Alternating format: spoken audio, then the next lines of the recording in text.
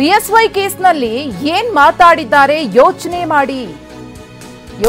ಮಾಡಿ ಸಿದ್ದರಾಮಯ್ಯ ತೀರ್ಮಾನವನ್ನ ಮಾಡಿಕೊಳ್ಳಲಿ. ರಾಜೀನಾಮೆ ಕೊಡಲ್ಲ ಎಂದ ಸಿಎಂಗೆ ರಮೇಶ್ ಜಾರಕಿಹೊಳಿ ಟಾಂಗ್ ಕೊಟ್ಟಿದ್ದಾರೆ.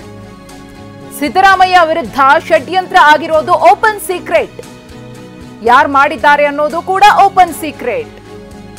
ಆ ಓಪನ್ ಸೀಕ್ರೆಟ್ ಅನ್ನ ನಾನು ಓಪನ್ ಆಗಿ ಹೇಳೋದಿಲ್ಲ ಅಂತ ಮಾಜಿ ಸಚಿವ ರಮೇಶ್ ಜಾರಕಿಹೊಳಿ ಮಾತನಾಡಿದ್ದಾರೆ.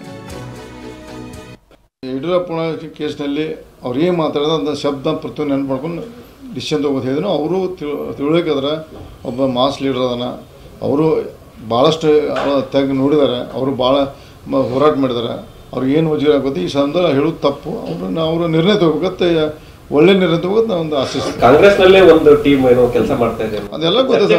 ಅದೇನು ಓಪನ್ ಸೀಕ್ರೆಟ್ ಇದೆ. ಅದು ಯಾರು ಮಾಡಿದೆ ಎಲ್ಲ ಜಗತ್ತು ಜಾರಿದೆ. ಪದೇ ಹೆಸರು ತಗೋಬೇಡ. ಜಗತ್ತು ಜಾರಿದೆ. ಅದು ಅವರು ಸಿದ್ದರಾಮಯ್ಯ ಅವರು ಮುಗಿಸ್ಲಿಕ್ಕೆ ಅವ್ರ ಪಕ್ಷ ಮಾಡಿದ್ರು. ನಮಗೇನು ಸಂಬಂಧ. BJPಗೆ ನಮ್ಮ ವಿರೋಧ ಪಕ್ಷಾಗಿ ನಾವು ಕೆಲಸ ಮಾಡಿದ್ವಿ ಅಷ್ಟೇ. ನಮ್ಮ ಯಡಿಯೂರಪ್ಪನ ಕೇಸ್ನಲ್ಲಿ ಅವ್ರು ಏನು ಮಾತಾಡಿದ ಅಂತ ಶಬ್ದ ಪ್ರತಿಯೊಂದು ನೆನಪು ಮಾಡ್ಕೊಂಡು ಡಿಸಿಷನ್ ತೊಗೋದು ಹೇಳಿದ್ರು.